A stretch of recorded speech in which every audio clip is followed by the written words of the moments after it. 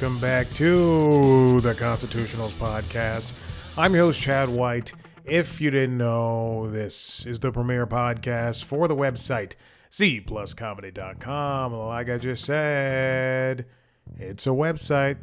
Go there. Welcome back in. Here we are. We're at episode 359. As I previously mentioned, this is a podcast where things happen. I'm wearing my most expensive shirt. I feel like that's something I can talk about. My most expensive shirt. I purchased this for my 10-year high school anniversary. What year is it? 2025, roughly. When did I graduate? Yeah, so roughly 4 years ago, I purchased this shirt. It's from Banana Republic. And true or false, the day I washed it, which is like the day after I purchased it, I threw it in a dryer and it shrank. True. I think it immediately went to a small. It feels really nice though. I enjoy it. What else has been going on? I'm slowly making my way through some video games. Last Saturday, I downloaded and within the same day beat Call of Duty Black Ops 7. That game is controversial because it's always online and the campaign is meant to be played co-op with other people. I think on Friday night, I played I booted it up and I tried to play the first mission, and I got like halfway through and I went, okay, I'm gonna pause this right now. You can't pause it because it's still a live game, even if you're playing by yourself. And then I went, all right, fine, whatever. I'll just turn it off, thinking that there was a checkpoint system. There's no checkpoint system. I turned it back on Saturday, and that fucking game is all the way at the beginning, and I'm just like, excuse me? So Saturday night, I promptly spent roughly 5 hours playing that game. From tip to taint, top to bottom, beating it. And I intentionally, I said, all right, if I'm going to play with randos, I'm going to play with randos. I'm going to do it right. The first time I turned it on, I got maybe one other person, and then we went to the second mission. Oh, I turned it off because I didn't want to do it with one person, and their level, because it's on. If you're playing Black Ops 7, you have to download the Call of Duty app. Unfortunately, you have to download the Call of Duty app on Xbox. I assume it's the same on PlayStation, just to get access to Black Ops 7.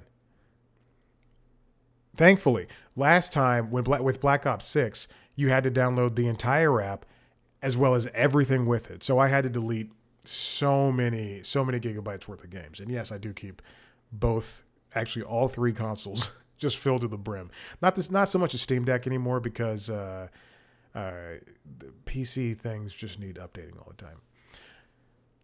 I had to delete just to get, for Black Ops 6, I had to delete so many things. And then I played through Black Ops 6. That one took me a couple of weeks because, quite frankly, I just was tired of Call of Duty. And I hadn't even played Call of Duty in a long time before that even. Anyway, but then for Black Ops 7, and actually I think, after Black Ops 6 came out and there was all this hoopla about how many gigabytes the game took up on PC and on console, they changed the way that you could that Call of Duty can be accessed, and now they allow for you to just download what you need. So the app plus whatever games you want, and that includes, access to Modern Warfare 2 remake, Modern Warfare 2 remake campaign, Modern Warfare 3 campaign, and so on and so forth. But it's also strange what games you have access to on that app and what games you don't have access to. And that includes Call of Duty. I think Call of Duty 2 was remade, and that's on Game Pass as well. But or World War II. Is that it? Call of Duty World War II. So to play that game, you have to download just that game, not just the app. And you don't get access via the app. It's just, I think it's like all the future stuff. I did download that game, and it wasn't running very well on the Xbox Series X. Maybe they've updated it.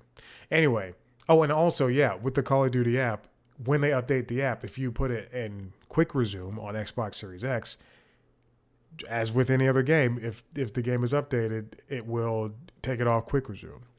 I have that issue with Harry Potter Hogwarts Legacy. Is that what it's called? It's just called Hogwarts Legacy. Which last night I came to the conclusion that's a good game. I really like that game. I despise J.K. Rowling, who went to the set of the new Harry Potter show. But man, I didn't want to give her money for that game. So thank God I'm playing it on Game Pass, and I need to beat it as soon as I possibly can. But man, that game is good. It's also very interesting. There's a trans character in that game, and she hates trans people. I'm almost certain, and I will not look this up. I'm almost certain she's just getting paid for that game and that's it, because she created the world of Harry Potter, of Hogwarts, and all that stuff. And obviously she has nothing to do with that game, because if there wouldn't be a trans character. Serona is that character's name. And I'm enjoying my time. And and they say they in that game when they're talking about the hero. Everybody's like they, because you can choose a gender, you can choose a voice for that gender. So you can have a male presenting character with a female voice, and vice versa. Female, I don't know, whatever. I say all that. I listen. And I will get back to Call of Duty in a second. I listen to the sports/regular reporter Pablo Torre put out an episode of his podcast show, talking about. It was a feature length episode talking about Riley Gaines, the young woman who was beat by a transitioned person in water sports, even though they both came in 5th place. They tied, and how Riley Gaines has made an entire career of the past couple of years of being a cunt.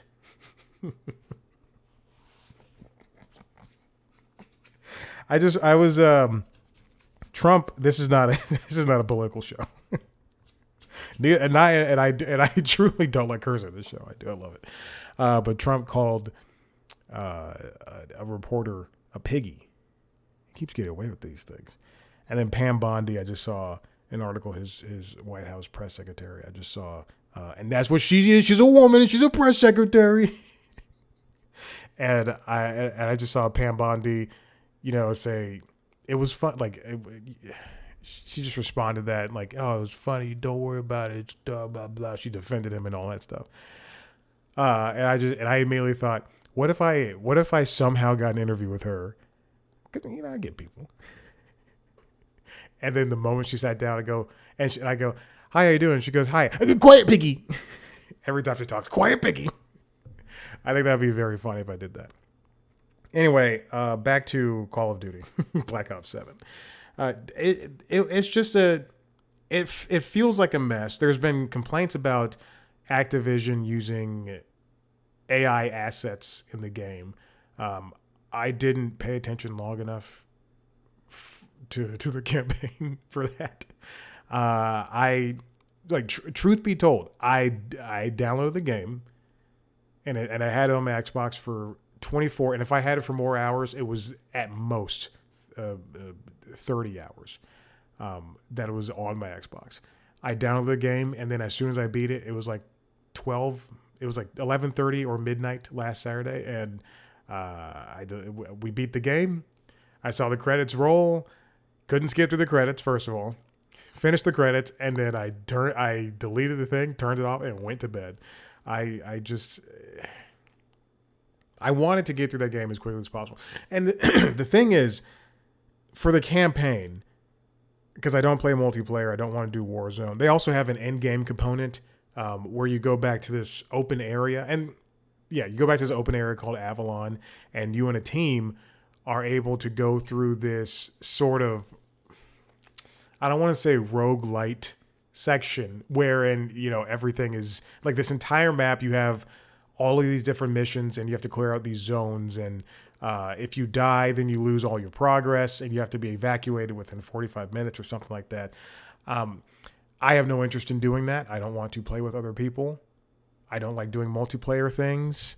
I play a lot of single player games. Currently, I went back to God of War on PS5. It's taken me forever to get through that game. I'm playing Hogwarts Legacy, and now Pokemon Scarlet and Violet, the first DLC, The Hidden Treasure of Area Zero. No, is that the first DLC? Oh, that's the entire name of it. I'm playing the Teal Mask. That's part 1. And then Mario Kart 8 Deluxe Booster Course Pass. Of course, I'm trying to beat that before I get Mario Kart World. Before I even get a Switch 2. It is just taking me forever to get through all the cups. I want to get through all the cups, get first place in all the cups. I don't know why, but that is it. I'm just driven to do that. I will not recognize the pun. For the Call of Duty Black Ops 7 campaign, it's the one big issue is that it doesn't scale the difficulty if you're playing by yourself. I would say a lot of games, I wouldn't say most, but for a lot of games, if they have the option for you to play online with other people, they scale it from 1 person to 2 people to 3 people to 4 people. For this, it's the same difficulty whether you're playing with 1 person or you're playing with 4 people. And that was, it was a hard lesson to learn when you get to certain sections. When you get to a boss fight, because yes, they do have boss fights in this game. When you get to a boss fight, it's tough when it's just 1 person and you're trying to take down these enemies with, there's a fight with a giant tree. I was not paying attention. Oh, a giant, like a 3-headed piranha style plant, like a Mario piranha plant, 3-headed piranha plant that's spewing out different things, plus is calling up the undead. You've got to shoot tiny little spores and it's shooting things at you, and then the zombies are coming after you, spiders are coming after you. Oh my gosh, it was just... And even though I didn't have a microphone, but 2 of the guys I played with did, and they would talk. Also, sometimes people were just like leaving after missions. Sometimes we get through like 2 missions together, and then they'd be like, "I'm out." They wouldn't say anything, and then you get 2 more people, or you get 1 more person. There were some missions where I played with 2 people. Some missions I played with 3 people. Some missions I played with 1 other person. And then when you die, people can join or leave. But man, but there's a lot of guys. There's a lot of guys doing the same thing I was doing because I think there was like 1 guy I played the majority of the game with, 1 or 2 guys, and they like truly we just stayed together because it was just let's just get through this and get it finished. Oh man, and it's. And the reason why I played the campaign was 1, because I thought it was going to be a campaign I could do by myself. But 2, I'm not an achievement hunter person. I'm not someone who's going to go out and do achievements on purpose. But it feels gratifying to play the Call of Duty campaigns, which are campaigns I know other people won't play, and get rare achievements because other people won't play them. And if the less people get the achievements, the more rare it is. And even if more people come and get those achievements, you still have that rarity status. And I think it's so great. And Milo Ventimiglia was in the game. Some other people were in the game. He was the most recognizable, and it tied back to other Call of Duty Black Ops campaigns. I can't tell you which ones. Don't ask me to know.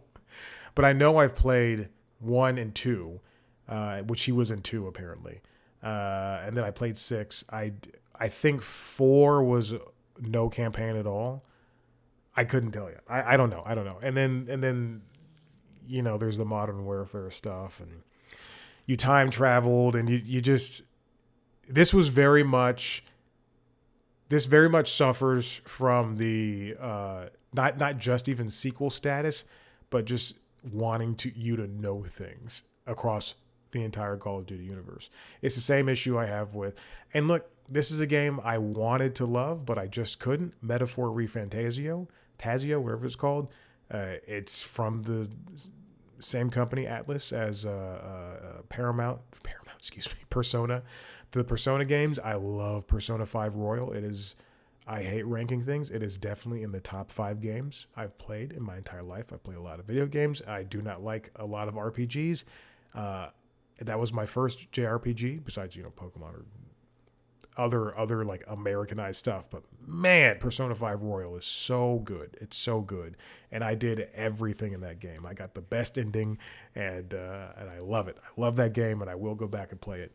But Metaphor Refantasio just, and it just like Call of Duty Black Ops 7, it does something I like where it throws you into the world, but it expects you to know everything. And that just, I couldn't get past. I was like, oh my God, they're saying these words in Metaphor. I'm like, oh, what is this? A paradigm? Who's the, and the, who?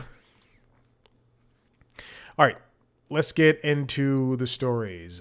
This comes from NPR. It's written by Mandalit Del Barco. Theater owners watch closely as Warner Bros. Discovery sale looms. We see, I think today's the day that all of the bids have to be in for Warner Bros. Discovery. We know of 3 bids. One's coming from Paramount with David Ellison, as well as he was at the dinner for Trump and the Saudi prince who killed Jamal Khashoggi, has public executions, has public crucifixions, treats women poorly, just a whole bunch of things. He was at that dinner alongside Cristiano Ronaldo. I had no idea Cristiano Ronaldo was a big piece of shit, but he is. And Tim Cook, who continues to be a big piece of shit. Anyway, so those bids are in, and again, as I said, David Ellison, and I believe he has 3 Saudi backers. It's supposed to be something like $71 billion that they're offering. And apparently, I read this in the Wall Street Journal. This is from the LinkedIn logs. So listen to LinkedIn logs. This is all the information I retained from this. Apparently, the latest bid from Paramount as of a couple weeks ago, was like roughly like $23 per share, $23.50, and apparently Warner, for them to consider that, they want $30 per share, which is something I think that Paramount will do with 3 Saudi backers and David Ellison and Larry Ellison, who did majoritively fund the Paramount Skydance merger. And then Netflix, which is the company, the lesser of 3 evils that I want Warner Brothers to go to. But they don't want legacy networks. They have no want of cable.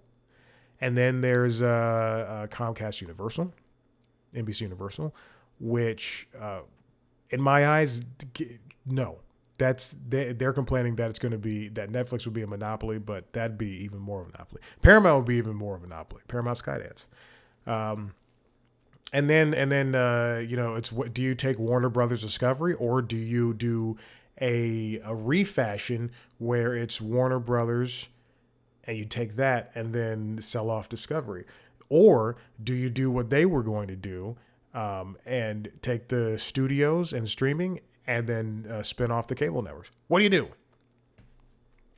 But we're talking about the theater owners here, as Del Barco writes. The Warner Brothers, they founded the studios in 1923, and now it's besides the antitrust concerns and everything, it's looking to be sold off.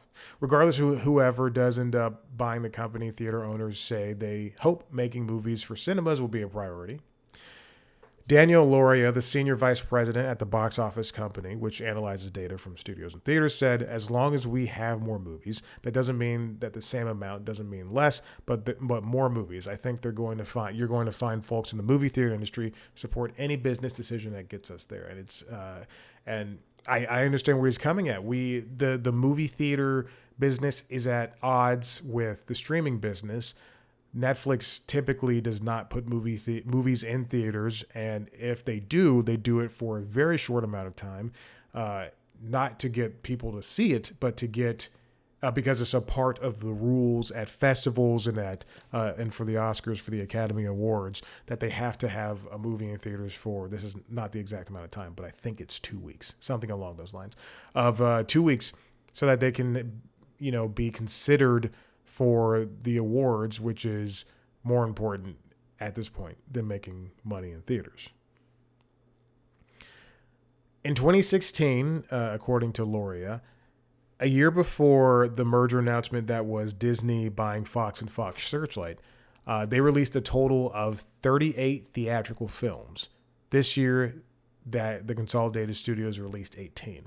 And we can see the lack of movies in theaters right now. If I go to Atom Tickets and I pull it up here, if you're watching the video, you'll see me pull it up. If I go to Atom Tickets, I can see there are small movies like Jay Kelly, which is from Netflix, playing in theaters.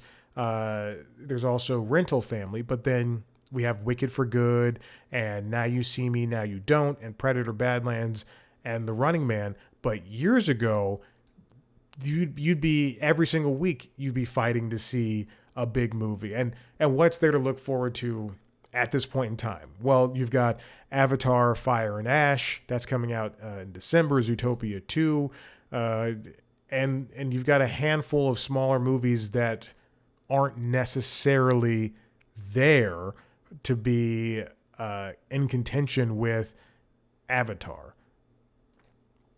I will say this, in Zootopia 2. I will say this. I'm not the biggest anime fan. I watch all the boring anime like Pokemon and Dragon Ball. But when you have Jujutsu Kaisen and Chainsaw Man movies in theaters, at least they get a chance to survive. You also had that Nekka 2 movie that was big in China. I clicked on Kill Bill, The Whole Bloody Affair. It's 4.5 hours, and it will not be at a theater near me. It'll be at theaters that I do not go to. I have Kill Bill on DVD. I'll just watch it here. If it was at the theater I go to, or at least one of the theaters I go to, I'd be like, all right. But it's not, so I won't. Because then usually they only have that airing during the day. Here's the thing about these specialty movies, and including anime ones. I saw Dragon Ball Super Hero in theaters. It was a daytime showing, and if you'll recall, it came out in the middle of the school year. When I went to go see it, there were a bunch of men like me, a bunch of jobless men going to a movie in the middle of the day. It was like noon. It was like noonish. And because I only go to movies at noon, I'm not going at 2. If I could go at 10, if I could go at 8 o'clock in the morning, I leave the gym, come home, take a shower, eat, stretch, go to a movie. I do that instantly. But that doesn't happen during the year. But I saw that movie, Dragon Ball Superhero, in theaters at like noon during the week, during the school year. And there were some kids there with their dad and his friend, I guess. I don't know. Maybe they're a gay couple. Anyway, but the kids were talking during the movie, and that's why I sit up front. I could hear them talking.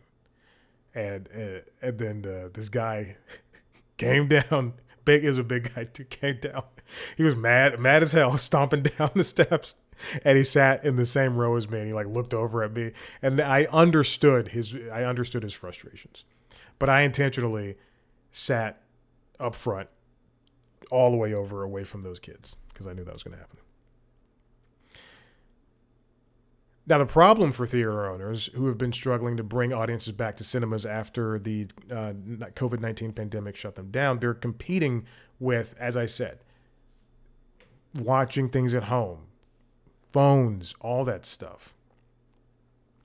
Now that they fear these owners and cinephiles also fear studio conglomerates will only greenlight a few big budget blockbusters, leaving the low budget indies behind, which is a big concern. Obviously, you do have movies like Sinners and Weapons and One Battle After Another that were,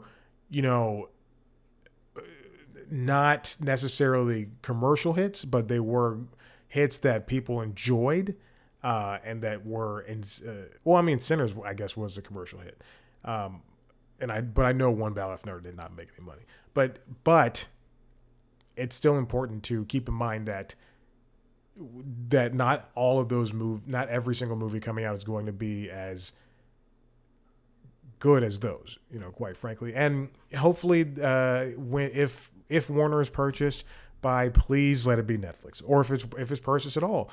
Or if it's not purchased, then they're able to successfully put out a continued string of hits, as in the same way that their latest HBO successes have been amazing. They just renewed. I just got a bunch of emails today. They're making great progress on Harry Potter, the HBO series. They just renewed Rachel Sennett's show and Tim Robinson's show. They have a lot of things coming in the future. Oh, they're going to do a Game of Thrones spinoff every year for the next couple of years until 2028. So they're excited. They've got things coming, but man, we just need this. We just need this to go. I'm also looking at my email, and apparently this is on Variety. I'm not going to link it. Netflix promises to keep Warner Bros. Movies in theaters if it wins deal to buy company. But are they going to be able to, or are they going to pay for movies? Are they going to pay for movies? Warner's got a new Gremlins movie coming out. They've got the new Lord of the Rings movie. Netflix has put K-pop Demon Hunters in theaters, but that's because it was such a big hit on the platform, and it kind of a surprise hit. Are they going to are they going to successfully say, hey, K-pop Demon Hunters 2 should be in theaters as opposed to on the platform? Because either way, you have the money. All right, let's move on. Speaking of companies, this comes from Bloomberg, written by Lucas Shaw. Starz makes a play for A&E, a bid to combine small networks. All right, so Disney is there's a bunch of cable networks that companies own, and they kind of want to just get out of the cable game. However, we do have cable platforms that are still on streaming, but they are still, teetering that world between streaming and cable and just regular television, mostly because that's where they strive to do best. Now, Starz Entertainment is interested in acquiring A&E Global Media, which also has networks like History. A&E is jointly owned by Hearst and Walt Disney, and it put itself on the market earlier this year and hired Wells Fargo to identify potential suitors.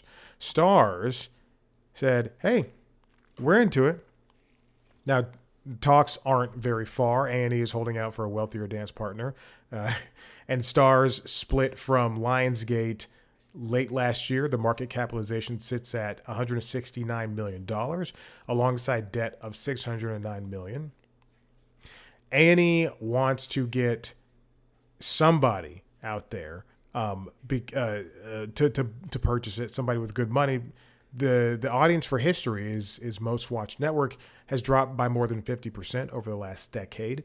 The good news for A&E is that it's not a public company, so it doesn't get judged every day based on the future of cable. Who, if Starz purchased A&E, they'd be able to offer Starz programming, history programming, A&E networks, all that stuff on the Starz app, making the Starz app a lot more viable when it comes to subscriptions.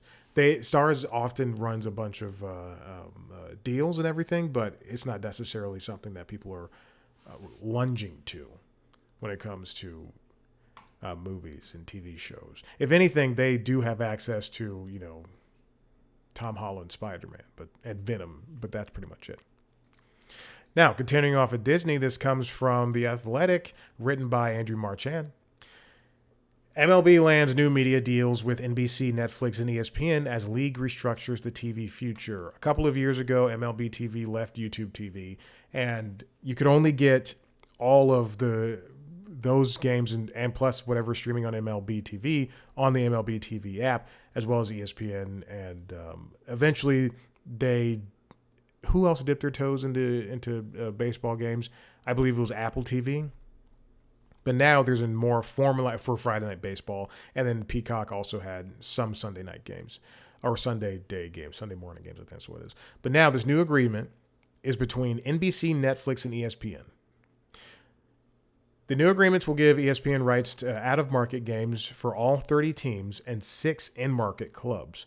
There's because I watch tennis and golf and basketball and football, and a handful, and just truly just the Braves. You see how many teams there are for the NBA, and then you see how many teams there are for NFL, and I just think 30 teams on MLB is not that much. It's not that many.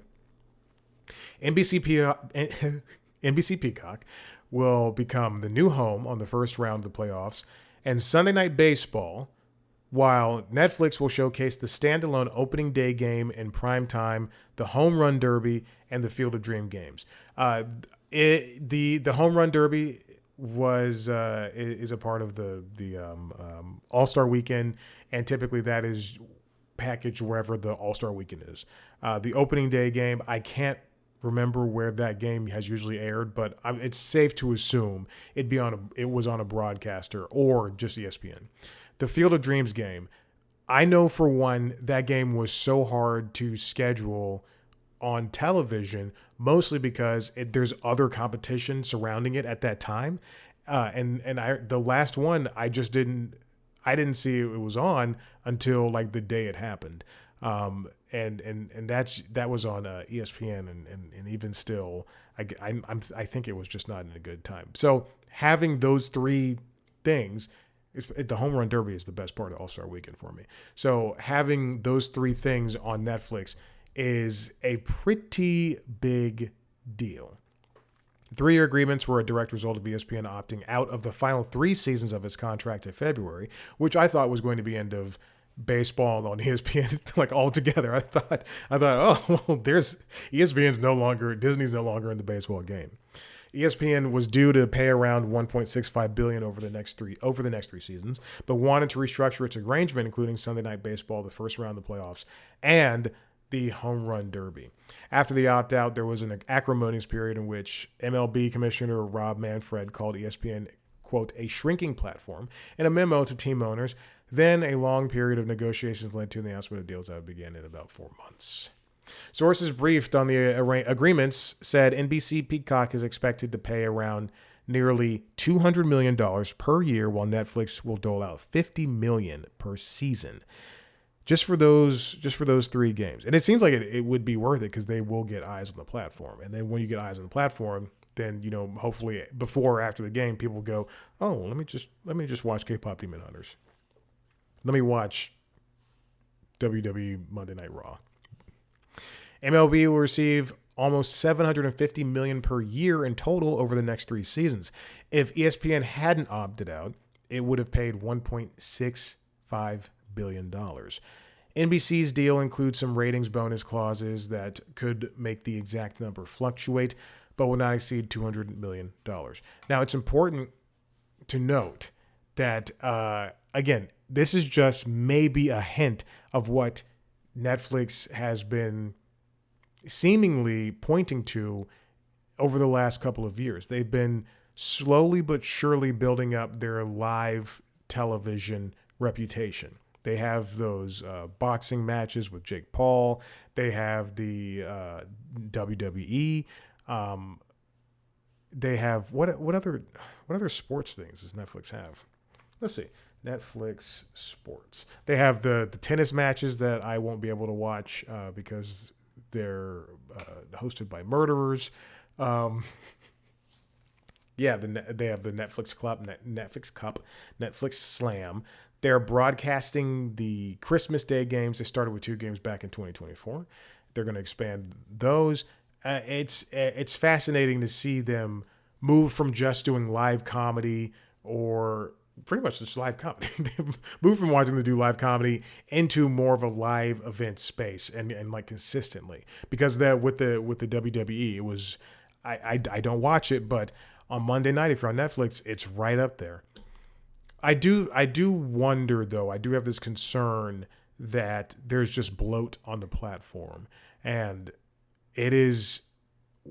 Are people going? Because there are shows that came out on Netflix in 20. I'm picking a year, 2020, that you just forget exist. Like Santa Clarita Diet. That show ran for 3 seasons, but yeah, just completely forgot it existed unless it's re-shown to me, or I go on Timothy Oliphant or Drew Barrymore's Wikipedia page and I go, oh yeah, I watched that show. I completely forgot about that show. It's a show about Drew Barrymore being a zombie. So will this be good for sports in the long run? We have Apple TV picking up not just its Friday night baseball games, but then they seem to do well with the American League Soccer. And then next year, F1 is going to be streaming on Apple TV for everybody. I don't know if you have to pay for it. I never have confirmation on that. And then, but on the other end, Peacock, that really turned into sports, steered into sports. They just relaunched NBC Sports Network, and it's now available on YouTube TV. Is that something that, were they getting good ratings on Peacock? Is that something that where they go, we have to get a regular sports network so that people just at home who don't want Peacock can sit down and watch these sports things. But then even still, you have to opt into to NBC Sports Network. You have to, go into the app, and if you customize your channels, then you have to actually click on it. So that's going to air whatever's on Peacock. Who else has sports? Paramount Plus has soccer, I believe, and then there's no golf by itself. You go to 3 different places for that. Prime Video's got football and basketball, and it's just a whole mess. It's just a whole mess. Now, continuing off of that, this comes from Richard Deitch over at The Athletic. Netflix's multi-event MLB TV deal loads the bases for a 2026 debut. It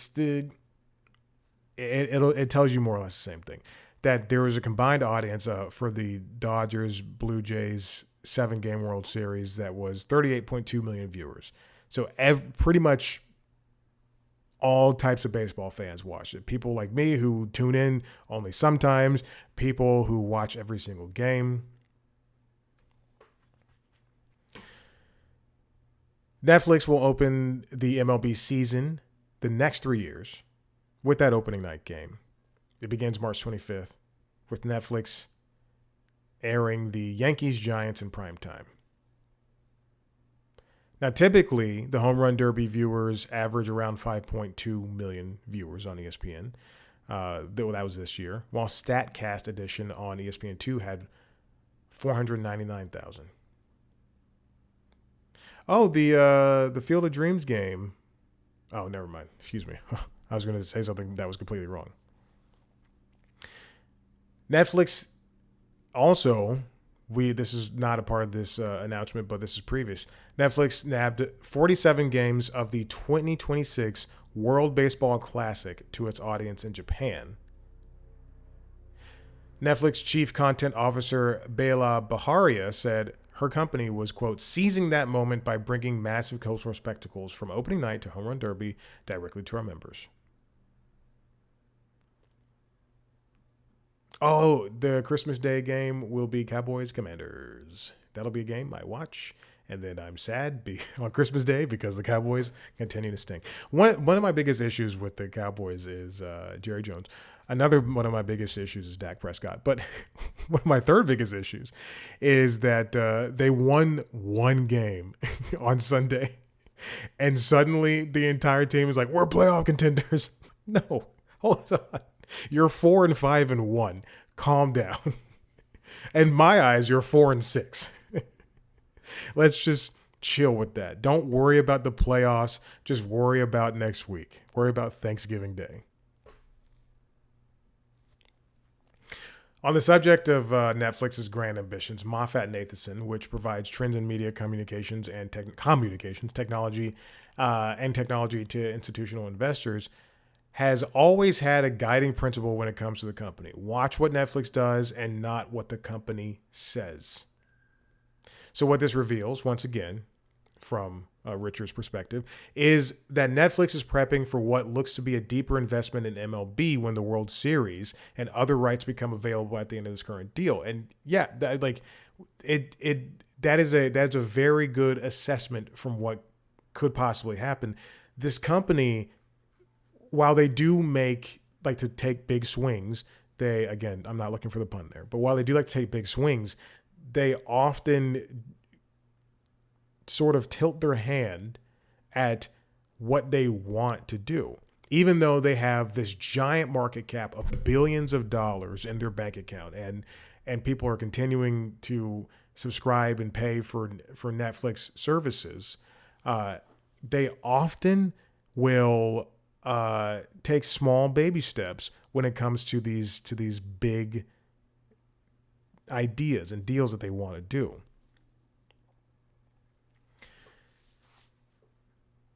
Would the World Series fit on Netflix? Would it fit on YouTube? YouTube is the most watched thing right now. I don't think TikTok will overtake it because you can put YouTube on your television, but we'll see. You can have 10-minute clips on TikTok now. The idea would be that if MLB wants a partner that can serve as a tentpole for all of its inventory, a streamer is a logical way to go.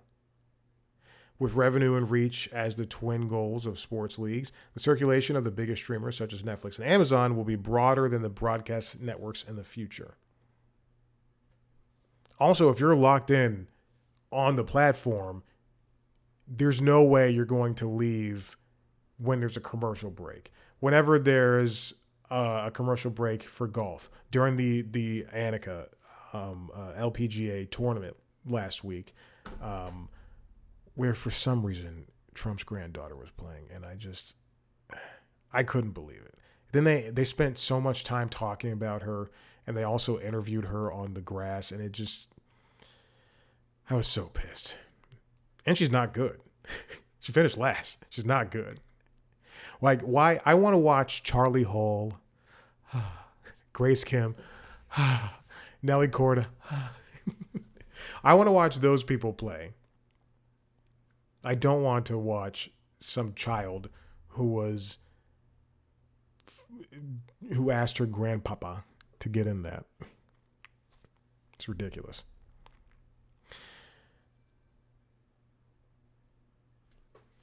Netflix is going to...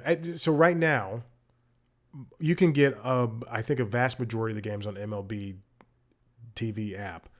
But yeah, I could see this being a very big step for them.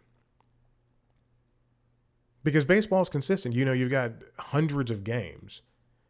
And that would be something that could be constantly on the platform, as opposed to WWE, which is just one thing a week.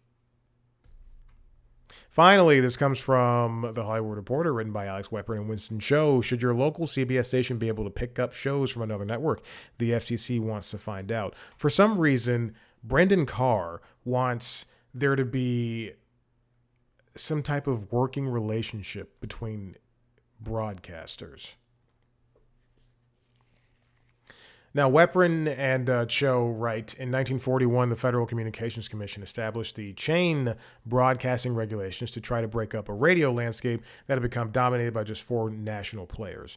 The regulations were challenged by NBC and the company taking the case to Supreme Court, which upheld the rules.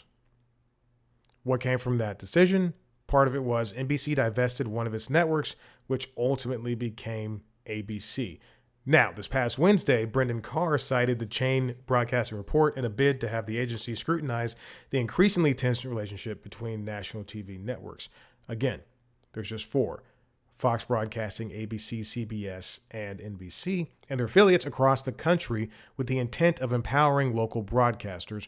One of the recommendations from the report was front and center.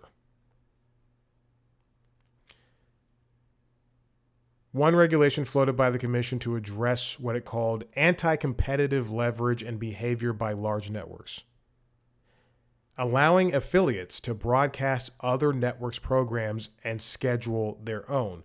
By that, they mean essentially, hey, ABC, this is like I'm a CBS affiliate in Kentucky. There's the ABC affiliate in Sarasota is airing 911. Let's see if we can air it. It's a little bit bigger, though.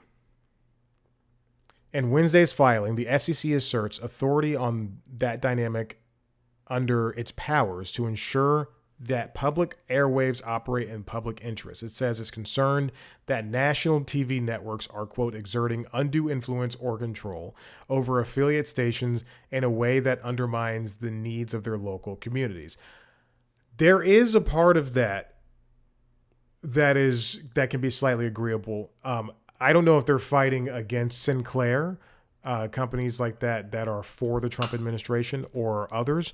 But they're being very, very vague on this. Reverse compensation fees, which are fees that affiliates pay networks out of the deals they cut with pay TV providers. There's loopholes that let national networks negotiate deals with streaming multi-channel video providers like YouTube TV and Fubo, as well as network affiliated streamers like Peacock and Paramount Plus.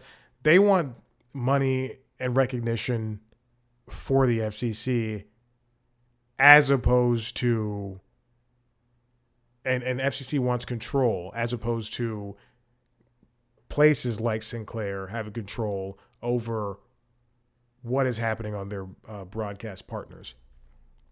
Case in point, the Jimmy Kimmel thing. Whatever happened with Jimmy Kimmel. Nexstar Sinclair announced plans to preempt the show. If you'll remember that, when he said something so innocuous regarding Charlie Kirk's death, when he called MAGA a gang. They continued to preempt it after he returned, though that was short-lived. The FCC notice raises the possibility of giving affiliates more power to preempt or replace national programming. See, when they don't agree with something that's going on or something that's said, while exploring the perceived power imbalance between national network and their station partners. This, I mean, it's a lot like syndication at some point where, the episodes of the Goldbergs, I couldn't think of a show quick enough, but I know the Goldbergs is syndicated. But when that show was going into its last couple of seasons, that would air on the CW or Peachtree TV here.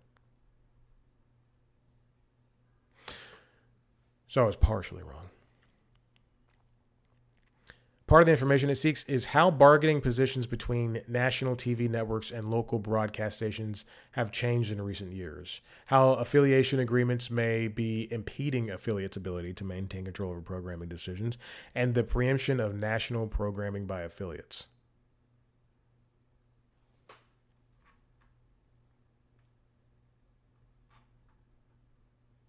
I don't know about this.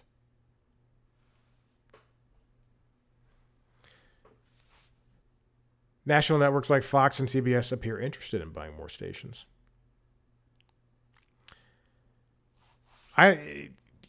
This makes me feel like they are trying to help broadcasters survive but also there are such broad moves being made here that is a CBS station or a Fox station or an NBC affiliate or ABC affiliate being able to preempt shows, having that ability, or pick up shows from a different network or platform, all at the behest of what the FCC says is right or wrong. I don't know if any of that even needs to be futzed with at this point.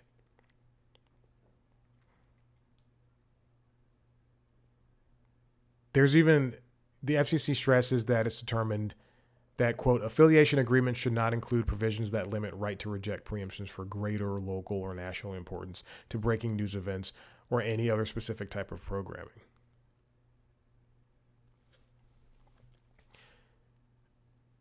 This doesn't even make sense if the FCC is on the side of local broadcasters or even the masses that still watch the Big Four. Can the FCC choose or help choose what is on the air and what's not on the air? What's the relationship between the networks and the stations that it owns? Where's all this going? I don't know. I just thought that was interesting. Again, it's a very broad topic that the FCC, that Brendan Carr has brought up. Okay. Listen, if you like what you heard here, head to the website, cpluscomedy.com, where you can see me and some other things on that website. You can also, there you can see pretty much every interview I've done, with the exception of the written ones. Those will go up at some point. I do have them. They're sitting on the computer, and I'll have to figure out how to. There's like 80 of them, I think, that are like written. So I have to. It's between 60 and 80. So I have to figure out how to put those up in their own links, do all that stuff. It's going to take so much effort. I don't even know if they're all edited, which is the most frustrating thing. Because sometimes I would put them on Squarespace and then do some back editing. Anyway, we'll figure that out. So if you want to see more of this stuff, go to cpluscomedy.com. If you want to see a video version of this show, as well as a video version of the other shows, Late Night Lately, the Late Night Show, and LinkedIn Logs, the Jobs podcast, as well as me talking to celebrities. I just spoke to Mike Kaplan. You can go check that out under the interviews, all on youtube.com/cpluscomedy. Subscribe to those shows on whatever podcast player you like.